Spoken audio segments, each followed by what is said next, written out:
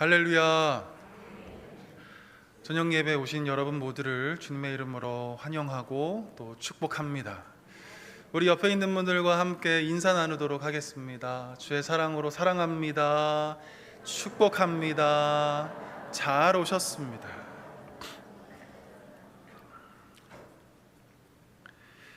우리가 읽은 이 짧은 본문 속에 매우 익숙한 이름 하나가 등장합니다. 바로 노아입니다. 오늘 본문을 통해서 노아는 어떤 사람이었는지, 우리가 잘 몰랐던 노아의 다른 면모를 이 시간 발견해 볼 수 있었으면 좋겠습니다. 오늘 본문 말씀 우리 다시 한번 다 같이 읽어보도록 하겠습니다. 옛 세상을 용서하지 아니하시고 오직 의를 전파하는 노아와 그 7 식구를 보존하시고 경건하지 아니한 자들의 세상에 홍수를 내리셨으며. 아멘. 하나님께서 옛 세상을 용서하지 아니하시고 경건하지 아니한 자들의 세상에 홍수를 내리셨다고 말씀합니다. 홍수로 심판할 만큼 이 노아가 살고 있었던 시대는 정말 죄악으로 가득했습니다. 인간들이 생각하는 모든 계획은 항상 악할 뿐이었다고 창세기에서는 우리에게 증거해 주고 있습니다. 얼마나 포악하고 또 음란하고 또 부패했는지 하나님이 인간 지으셨음을 후회할 정도였습니다. 그래서 하나님은 노아에게 말씀하시죠. 모든 인간의 포악함이 이 온 땅에 가득하니 내가 그들을 멸하겠다는 것입니다. 내가 홍수를 이 땅에 일으켜서 죄악으로 가득한 모든 인간을 죽이고 그들을 심판하겠다는 말씀입니다. 심판의 메시지가 선포된 이후 120년이 흘렀을 때 진짜 하나님은 홍수 심판을 통해서 모든 인간을 다 진멸하셨습니다. 오직 8명만 빼고 말이죠. 노아, 그의 아내, 그리고 그의 세 아들, 그리고 세 며느리만 살아남게 되었습니다. 자, 그렇다면 이 8명을 제외한 모든 인간들이 죽기까지 과연 노아는 무엇을 했는가? 그저 자기와 자기 식구들만 구원받기 위해서 120년 동안 방주만 지었던 것일까? 오늘 본문을 다시 보시면 노아를 설명하기를 오직 의를 전파하는 노아였다고 표현해 주고 있습니다. 노아가 의를 전파했다. 하나님의 말씀을 저 죄악으로 가득한 사람들에게 전했다는 뜻입니다. 아마 노아는 사람들로 하여금 회개를 촉구하게 하고 다시 하나님께로 돌아설 것을 부르짖었을 것입니다. 무엇이 올바른 삶인지, 무엇이 하나님의 뜻인지 소리 높여 외쳤을 것입니다. 하나님을 믿고 오직 하나님만을 섬기고 오직 하나님의 말씀에 순종하기를 간절히 호소했을 것입니다. 오직 하나님만이 우리의 구원이 되신다고, 오직 하나님만이 우리를 살려주신다고 노아는 120년 동안이나 외치고 부르짖었습니다. 사실 노아는 그저 묵묵히 방주만 지을 수 있었습니다. 아무 말도 하지 않고 하나님의 의를 전파하지 않고 자기와 자기의 식구들을 살리기 위해서만 방주 짓는 일에 열심을 다할 수 있었습니다. 그런데 노아는 그렇지 않았습니다. 나 혼자만 살겠다고 열심히 방주 짓는 일에만 몰두하지 않았습니다. 노아는 함께 살고 싶었습니다. 노아는 함께 구원을 받고 싶었습니다. 자신의 구원만큼이나 타인의 구원에도 관심이 있었던 사람이었기 때문입니다. 그래서 노아는 120년 동안이나 하나님의 의를 전한 것입니다. 참고 인내하면서 하나님의 마음을 전하고 하나님의 뜻을 전하고 그리고 하나님의 구원 계획을 날마다 선포했던 것입니다. 이처럼 노아는 우리가 잘 아는 것처럼 믿음의 사람입니다. 그리고 순종의 사람입니다. 그리고 오늘 본문에서 우리에게 얘기했던 것처럼 매우 열정적인 복음 전도자였습니다. 영혼 구원의 열정으로 충만한 복음 증거자가 바로 노아였던 것입니다. 저는 성경 곳곳을 찾아봐도 하나님이 노아에게 하나님의 의를 선포하라고, 하나님의 심판 메시지를 사람들에게 전하라고 말씀하시는 그 어떤 명령을 발견할 수 없었습니다. 그런데 오늘 본문은 왜 노아를 표현하기를 오직 의를 전파하는 노아라고 말씀하고 있는 것일까? 하나님이 당신의 의를 전파하라고 명령하지도 않았는데 그는 왜 하나님의 의를 전파했던 것일까? 그것도 1년도 아니고 10년도 아니고 120년 동안 말입니까? 왜냐하면 그는 창세기 6장 9절이 증거하는 대로 하나님과 동행하는 사람으로서 하나님의 마음을 그 누구보다 잘 알고 있었기 때문입니다. 하나님이 심판하시겠다고 노아에게 거듭해서 말씀하셨지만 사실상 하나님의 마음은 인간들이 하나님께로 돌아오기를 간절히 바라고 계셨던 것입니다. 그래서 주님은 노아를 통해서 회개할 수 있는 그 기회를 120년 동안이나 주신 것입니다. 홍수로 심판하고 싶지 않다는 당신의 그 애타는 마음을 노아를 통해서 계속하여 사람들에게 말씀하게 했던 것입니다. 그런데 우리가 잘 아는 것처럼 그 어느 누구도 이 하나님의 말씀을 듣지 않았습니다. 비가 내리는 그날 방주 문이 닫히게 되는 그 직전까지 노아는 부르짖고 외쳤지만 이 노아의 말에 응답한 사람은 단 한 명도 없었습니다. 비록 노아는 자기의 가족 외에 열매는 없었지만 그는 충성스럽게 심판의 직전까지도 복음을 전하는 주의 신실한 종이었던 사람이었습니다. 사랑하는 성도 여러분, 저는 최근 이 층간소음 문제가 이 계기가 되어서 복음을 전하게 된 일이 있었습니다. 그 이야기를 제가 잠시 이 시간 소개해 드릴까 합니다. 사실 저희 집도 아이들 키우는 입장에서 층간소음의 주범이 되기도 합니다만 때로는 참을 수 없는 그 윗집의 소음으로 인해서 밤을 지새운 적이 여러 번 있었습니다. 저는 지금 있는 집에서 한 3년 가까이 살고 있는 것 같습니다. 교회도 바로 옆이라 이동하기에도 편하고 그리고 햇볕도 잘 드는 집이어서 늘 감사하며 살아가고 있습니다. 그런데 한 가지 저를 불편하게 하는 것이 있는데 그것은 바로 윗집 할아버지의 층간 소음 때문입니다. 늘 약주를 드시면서 소리를 지르고 밤마다 물건을 집어 던지는 일이 비일비재하였습니다. 더 참기 힘든 것은 할아버지의 반복적인 욕설을 들어야 하는 것이었습니다. 우리 가족은 밤마다 할아버지의 욕을 들으며 잠을 자야만 했습니다. 처음에는 너무 낯선 욕이었기에 잠을 이루기가 매우 힘들었습니다. 저희 아이들도 매우 무서워했죠. 근데 지금은 들어도 별 감흥이 없어질 정도로 매우 익숙한 말이 되었습니다.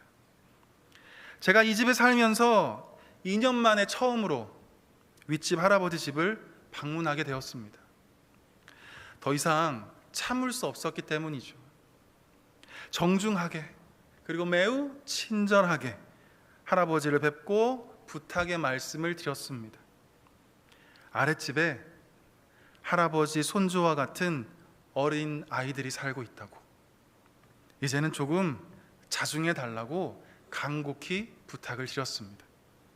한 일주일은 조용했던 것 같습니다. 또다시 할아버지의 주사는 반복되었고 우리 가족은 계속해서 할아버지의 그 욕설과 그 고성, 물건을 던지는 소리를 들으면서 자야만 했습니다. 할아버지가 너무 싫었습니다. 솔직히 빨리 좀 돌아가셨으면 좋겠다, 정말 그런 마음이 들 정도로 저에게는 정신적인 스트레스가 너무나 심했습니다. 거의 2년 이상을 할아버지에 대한 나쁜 생각과 증오와 분노로 사실 가득했습니다. 그런데 사랑하는 성도 여러분, 이번 연도 2023년도 상반기 행복 모임이 시작될 무렵 내가 복음을 전해야 할 사람, 베스트를 정하기 위해서 기도를 하는데 갑자기 윗집 할아버지가 생각나는 것이었습니다. 경찰을 불러도 안 되고 관리사무소에 연락을 해도 안 되고 노인학대센터에 연락을 해도 안 되고, 복음밖에 없구나. 저 할아버지 살릴 수 있는 유일한 방법, 복음밖에 없구나. 그때 하나님께 울며 회개했습니다. 2년 넘는 시간 동안 그저 할아버지를 정죄하고 비난만 했던 저의 모습을 용서해 달라고 하나님께 간절히 기도했습니다. 저 할아버지에게 복음을 전하고자 노력하지 않았던 저의 태만한 모습을 부끄럽게 여기면서 하나님께 용서를 구했습니다. 저는 그제서야 내가 왜 이 아파트로 이사 오게 되었는지 깨닫게 되었습니다. 하나님은 저 할아버지 가정을 지극히 사랑하셔서 저를 통해 복음을 전하게 하시려고 지금의 집으로 하나님은 저희를 이사 오게 하신 거였습니다. 저는 이것을 무려 2년이 되어서야 깨닫게 되었습니다. 이 깨달음을 제 가족에게 전하고 그리고 행복모임 식구들에게 알려서 기도를 요청했습니다. 그런데 문제는 용기가 나지 않는다는 것이었습니다. 할아버지에게 찾아가서 복음을 전할 그 용기가 생기지 않았습니다. 복음을 전하면 왠지 맞을 것만 같고 왠지 험한 소리 들을 것 같아서 또 그 욕설을 내가 들어야 할 것 같아서 도저히 찾아가고자 하는 그 엄두가 생기질 않았습니다. 그래서 하나님께 간절히 기도했습니다. 중보를 요청했습니다. 담대한 믿음 주시기를, 할아버지를 만날 수 있는 기회를 주시기를, 성령 충만을 위해서 끊임없이 기도하고 기도했습니다. 그런데 놀라운 일은 이 집에 2년을 살면서 단 한 번도 할아버지를 마주친 적이 없었는데 행복 모임 기간 동안 일주일에 한 번 이상 만날 수 있는 상황을 하나님께서 계속 열어주셨다는 것입니다. 마침 엘리베이터에서 만나게 하시고, 마침 저녁 늦은 시간에 산책하고 돌아오는 길에 만나게 하시고, 심지어는 할아버지가 술 사러 편의점 가는 길에 만나기도 하셨습니다. 우연인 줄 알았는데 하나님은 이 우연을 가장해서 필연으로 만들어 주셨던 것입니다.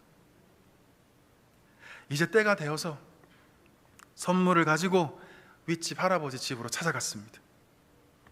할아버지 생각나서 선물을 사왔다고 하니까 처음엔 선물을 거절하시더니 마지못해 받으셨습니다. 기분이 너무 좋았습니다. 며칠 뒤에 다시 용기를 내어서 또다시 선물을 들고 그리고 해피데이 초청장을 들고 윗집으로 올라갔습니다. 주사랑교회를 소개하고 초청장을 건네드렸는데 문전박대당하고 말았습니다. 다시는 올라오지 말라 그러셨습니다. 하는 수 없이 선물을 문고리에다가 걸어놓고 내려왔습니다. 그리고 며칠 뒤에 그 선물은 저희 집 우편함에 꽂혀져 있었습니다. 마음이 너무 속상했지만 우리 가족은, 그리고 우리 행복모임 식구들은 계속해서 할아버지의 구원을 위해 기도했습니다. 해피데이 축제를 앞두고 마지막으로 만날 기회가 있었습니다. 간절한 마음에 어디서 그런 용기가 생겼는지 제가 목사임을 밝히고 도망가듯 하는 그분을 쫓아가서 예수님이 우리의 구원자라고, 할아버지가 가지고 있는 이 모든 삶의 문제를 우리 예수님이 해결해 줄 수 있다고 제가 말씀드렸습니다. 그랬더니 자기는 어렸을 때부터 불교 신자였다면서 다시는 말하지 말라고 손사래를 치셨습니다. 안타깝게도 우리 윗집 할아버지는 끝내 해피데이 축제 때 오지 않으셨습니다. 근데 저희 옆집 할아버지가 오셨습니다.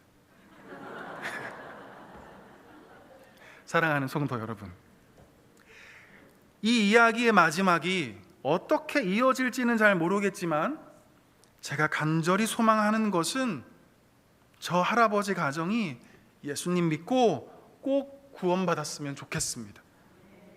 이 자리에서 우리와 함께 하나님을 찬양하는 그날이 꼭 올 수 있기를 간절히 소망합니다. 열매는 하나님이 맺게 해주신다고 저는 믿습니다. 사도행전 2장 47절은 이렇게 말씀하고 있습니다. 하나님을 찬미하며 또 온 백성에게 칭송을 받으니 주께서 구원받는 사람을 날마다 더하게 하시니라. 구원받는 사람을 날마다 더하게 하시는 분, 그분이 누군가? 하나님이라고 우리에게 말씀해 주고 있습니다. 우리는 그저 복음을 전할 뿐인 것입니다. 노아와 같이 오직 하나님의 의를 전파하며 살아가는 것뿐인 것입니다. 그리할 때 하나님께서는 우리의 우둔한 입술을 사용하셔서 구원받는 사람을 날마다 더하게 하실 줄 믿습니다. 저는 미국의 유명 인사 중에 오프라 윈프리라는 사람을 참 좋아합니다. 아시죠? 오프라 윈프리. 우리 중학생, 고등학생은 잘 모를까요? 나중에 한번 서치해 보세요. 오프라 윈프리는 사생아로 태어나서 어머니에게 어렸을 때부터 버림을 받은 여인이었습니다. 더 불행한 건 9살 때부터 친척들에게 좋지 않은 일을 당하게 되었습니다. 그래서 그녀는 14살에 미혼모가 되죠. 그녀는 아픈 과거를 잊기 위해서 약물에 빠졌고 끝내 그녀는 약물 중독자가 되어서 하루하루 약물을 의지하며 살아갔다고 합니다. 그러나 그녀는 암울했던 그의 모든 과거를 벗어버리고 최초의 미국 흑인 앵커로 세계에서 가장 존경받는 여성이 되었습니다. 그리고 세계를 움직이는 10대 인물 가운데 한 명으로 뽑힐 정도로 가장 영향력 있는 사람이 되었습니다. 그녀는 유명인이 되어서도 자기처럼 학대받고 심지어 성적인 폭행을 당했던 수많은 여성들의 아픔을 위로해주는 여인이 되었습니다. 가난한 자들을 품어주고 그들의 상처를 싸매어 주었습니다. 그가 경험했던 아픔이 곧 슬퍼하는 자들에게 희망이 되어 주었습니다. 그녀의 마지막 쇼에서 성공의 비결이 무엇이냐는 질문에 오프라 윈프리는 이렇게 대답했다고 합니다. 예수 그리스도가 성공의 비결입니다. 예수 그리스도가 성공의 비결입니다. 오프라는 자신의 불우한 환경을 탓하지 않았습니다. 만약 그녀가 끝까지 자신의 삶을 원망하고 불평했다면 평생 약물에 의지한 채 지금도 그렇게 살아가고 있을지 모르겠습니다. 그러나 누군가 전해준 그 복음이 그녀로 하여금 이 고통의 현실에서 이겨낼 수 있게 하는 힘이 되었습니다. 그녀에게 들려준 예수 십자가 이야기가 죄악된 삶을 벗어버리게 만드는 능력이 되었던 것입니다. 차별받는 흑인의 그리고 미혼모의 약물 중독자였지만 누군가 전해준 그 십자가의 사랑이 오프라를 살렸고 그 오프라를 통해서 또 다른 오프라를 살릴 수 있었던 것입니다. 사랑하는 성도 여러분, 디모데후서 4장 2절은 이렇게 말씀합니다. 너는 말씀을 전파하라. 때를 얻든지 못 얻든지 항상 힘쓰라. 아멘. 복음을 전할 수 있는 최적의 때가 있는 것이 아닙니다. 내가 컨디션이 좋을 때만 복음을 전할 수 있는 것도 아닙니다. 성령 충만한 때가 되어서야 복음을 전하는 것도 아닙니다. 때를 얻든지 못 얻든지 항상 복음을 전하기 위해서 우리 날마다 힘써야 하는 것입니다. 노아도 그랬고, 사도 바울도 그랬고, 베드로도 그랬고, 그리고 우리의 구원자 되시는 예수님도 그렇게 사셨습니다. 이제 곧 추석 명절이 다가오죠. 10월부터는 또 영혼을 살리고 일꾼을 세우는 행복 모임이 시작됩니다. 저와 여러분 모두 생명을 살리는 이 일에 함께 동참했으면 좋겠습니다. 예수 믿지 않는 이들에게 담대히 복음을 전할 때 우리의 이 우둔한 입술을 통해서 하나님은 역사하시고 하나님은 기적을 보여주실 것입니다. 복음에 일치된 말을 하고 복음 전도의 마음을 하나로 합하고 그리고 영혼 구원이라는 같은 열매를 바라보는 우리 모두가 될 수 있기를 간절히 소망합니다. 주의 말씀에 순종하는 이들에게 주께서 한량없는 은혜로 함께 하시기를 주님의 이름으로 간절히 축원드립니다. 기도하겠습니다. 거룩하신 하나님 아버지, 우리가 주님의 마음을 알아 주님의 기쁨이 되는 삶을 살게 하여 주옵소서. 주님의 뜻에 늘 순종하며 살아갈 수 있도록 우리에게 힘과 능력을 더하여 주옵소서. 한 주를 살아갈 때 하나님께서 우리의 주인이 되어 주옵소서. 높아진 나의 마음을 내려놓고 겸손히 주의 말씀 앞에 순복하며 살아가게 하여 주옵소서. 우리가 어디에 있든지 무엇을 하든지 오직 하나님의 영광이 되게 하여 주옵소서. 오직 예수님의 이름만이 높아지게 하여 주옵소서. 가장 높고 위대하신 그 이름 주 예수 그리스도의 이름으로 간절히 기도드리옵나이다. 아멘.